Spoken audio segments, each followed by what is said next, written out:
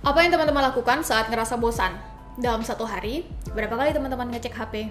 Pernah ngerasa candu nggak sih dengan like dan komentar orang-orang di sosial media?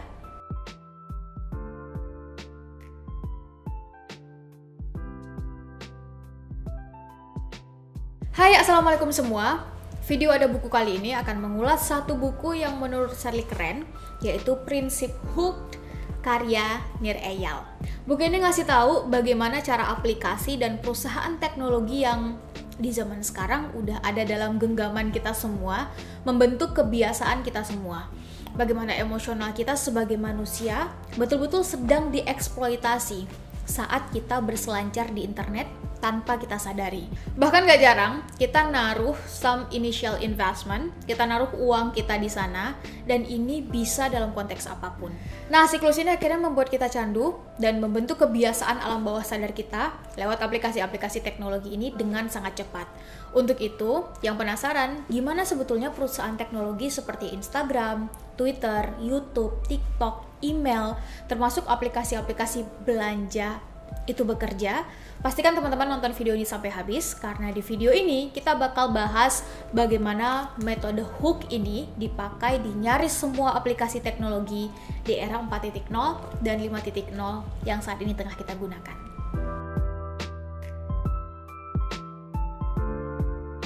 Ada dua alasan kenapa Shirley dan tim mengangkat buku ini untuk diulas di program ini. Pertama, dengan metode hook ini mayoritas manusia menjadi objek tanpa kita sadari bahwa kita adalah objek. Ini agak kejam sih menurut Shirley, karena nggak ada informed consent di awal bahwa semua aktivitas kita di aplikasi itu sebetulnya diawasi dan dijadikan data untuk ngedevelop dan menciptakan produk selanjutnya. Jadi wajar banget teman-teman, kalau setiap sekian bulan sekali selalu ada fitur-fitur baru yang ditawarkan oleh aplikasi-aplikasi teknologi ini yang kita merasa kok relate banget ya dengan kita, kok cocok dan pas banget ya dengan yang kita lagi cari dan yang sedang kita butuhkan.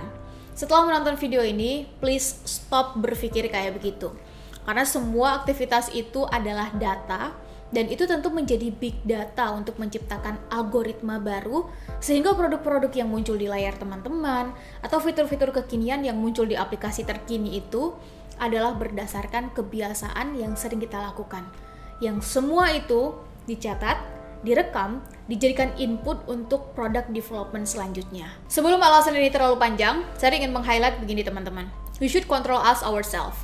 Kita harus ngontrol aktivitas-aktivitas online kita. Kalau enggak, aktivitas kita, kegiatan kita, habit kita itu akan dibentuk dan dikontrol. Dan secara nggak langsung sebetulnya kita diawasi atas semua aktivitas digital atau aktivitas online kita. Teman-teman, karena video ini dibuat di tengah kondisi dan suasananya sedang hujan dan mendung, mohon maaf kalau ada suasana rintik-rintik hujan yang masuk ya. Alasan kedua kenapa Shirley mengulas buku ini adalah metode hook yang dibahas oleh Nir Eyal ini menurut Shirley bagus banget. Karena yang dilakukan adalah they create habit based on human desire. Mereka menciptakan habit berdasarkan sifat dasarnya manusia, keinginan manusia. Namun sekali lagi, semua itu hanyalah tools.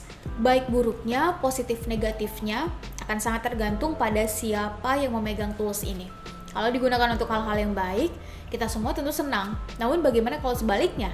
Gak heran kalau tiba-tiba ada yang nelpon dari nomor asing yang kita kira spam, atau chat masuk nawarin sesuatu, atau ada yang pernah jadi korban masuk ke grup Telegram tertentu tanpa kita meminta untuk diundang. One click, we give our data, there is no secret anymore. Sekali teman-teman klik, post, atau submit sesuatu, atau apapun itu bentuknya, maka sebetulnya nggak ada lagi yang namanya rahasia. Dan nggak ada lagi yang namanya konsumsi pribadi. Karena semua itu udah masuk dalam data yang kita nggak pernah tahu. Data itu akan diberikan dan di follow up seperti apa. So please make sure, ayo kita pastikan, we are doing, we are posting, we are speaking, we are sharing something wisely on the internet. Yuk kita pastikan, kita sadar betul apa yang kita bagikan, apa yang kita bicarakan, dan apa yang kita lakukan di internet.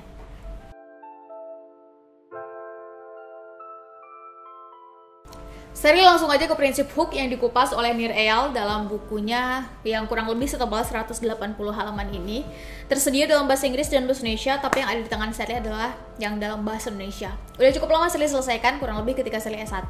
Prinsip hook yang pertama adalah trigger an action. Trigger ini adalah sesuatu yang sifatnya memancing. Bentuknya ada yang eksternal dan ada juga yang internal. Kalau yang eksternal, contohnya bisa berupa iklan di TV, iklan berbayar seperti Facebook Ads, atau di zaman sekarang kita sering menggunakan endorse selebgram. Sedangkan kalau trigger internal adalah dari masalah yang ada dalam diri kita. Makanya aplikasi-aplikasi digital ini sebenarnya adalah produk digital yang menjawab permasalahan psikologi kita selaku manusia. Nggak mau ribet, nggak mau bosan, nggak mau capek, pengen dihargai, pengen diakui, pengen diapresiasi. Kalau teman-teman nggak percaya, cek mayoritas masalah mental dan masalah psikologi yang akhir-akhir ini muncul, maka besar kemungkinan salah satu faktor pemicunya adalah cepatnya teknologi dan informasi dalam menjawab permasalahan psikologi manusia. Mayoritas kita manusia ternyata memiliki masalah psikologi yang kurang lebih sama. Kalau Nir Eyal dalam bukunya ini bilang ada 3 yang utama, yaitu pertama, bored atau cepat ngerasa bosan, yang kedua, merasa nggak yakin atau uncertainty, dan yang ketiga, merasa nggak penting atau insignificant. Nah teman-teman, aplikasi-aplikasi di smartphone yang sering kita gunakan ini memberi kita sentuhan atau solusi emosi yang cepat, sehingga kita ke-trigger atau terpancing mau melakukan sesuatu untuk menghilangkan rasa bosan, karena hanya dengan satu kali klik, kita bisa mendapatkan banyak hal baru, baik itu video, bacaan, maupun sekedar status orang. Kita ngerasa setidaknya lebih mudah menemukan orang-orang yang punya pemikiran sama atau berada pada kondisi yang sama. Sehingga kita makin pede nih dengan kondisi, keadaan, pendapat, atau bahkan diri kita. Dan kita jadi ngerasa penting. Kenapa? Karena seringnya notifikasi yang masuk itu pasti karena ada sesuatu yang terjadi dengan akun yang mengatasnamakan diri kita. Kita dianggap ada. Kita merasa kita dibutuhkan. Jadi sangat wajar kalau fokus kita akan terganggu saat melihat notifikasi sosmed, email, dan lainnya sedang berbunyi. Bahkan beberapa aplikasi notifikasinya sudah menggunakan nama kita untuk menarik perhatian kita, dan sekali lagi, agar kita merasa penting. Nah, ketika manusia tidak well control atas action, dan lebih mengedepankan sisi emosionalnya, 3 sifat dasar manusia tadi, yaitu bored, uncertain, and insignificant, itu semua dijawab oleh aplikasi-aplikasi di smartphone tadi.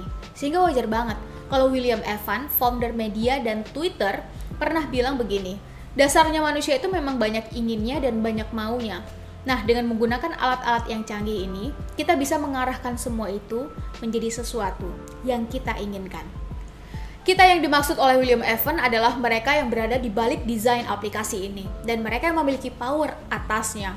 Untuk itu teman-teman, sekali lagi pastikan tetap logis dalam menggunakan semua aplikasi teknologi yang ada di internet. Karena bahkan menurut film dokumenter Social Dilemma yang sedang digali, dieksploitasi, di-scratching oleh para pembuat aplikasi adalah sisi emosional dan psikologi dasar kita sebagai manusia.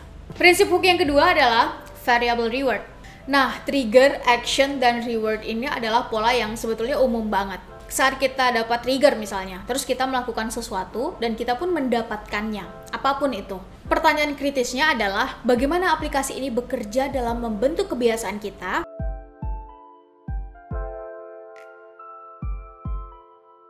Jadi gini teman-teman, saat kita merasa bosan, kita bakal ambil handphone, buka aplikasi tertentu, YouTube misalnya, atau Twitter. Maka yang ditawarkan ke laman pertama yang muncul besar kemungkinan bakal bervariasi, namun itu tidak random. Algoritmanya sudah mengatur akan memunculkan sesuatu yang pernah teman-teman cari dan pernah teman-teman kasih jempol atau kasih like. Pernah teman-teman share, pernah teman-teman komen, maka tipikal konten yang sama namun variasinya berbeda pun akan muncul secara terus-menerus. Makanya, Nir Eyal menggunakan diksi variable reward, bukan sekedar reward. Teman-teman, kita semua senang dengan kejutan. Bener ya? Saat YouTube, Twitter, TikTok, atau aplikasi belanja online, audiobook, atau apapun sejenisnya, udah nge-trigger kita baik secara online maupun offline, we do act, kita ngelakuin sesuatu karena akan mendapatkan variasi reward setelahnya. Tujuannya apa? Supaya kita terus mendapatkan konten-konten baru, promo-promo baru, kita terus diberi hadiah dengan video-video, tulisan, cuitan, postingan, gambar, benda, atau review benda yang banyak disukai dan juga banyak dibagikan orang. Nah, fakta bahwa menemukan video dengan tipikal seperti ini, yang like-nya banyak, yang komennya banyak, yang share-nya banyak, ini menyenangkan dan membuat kita jadi nagih.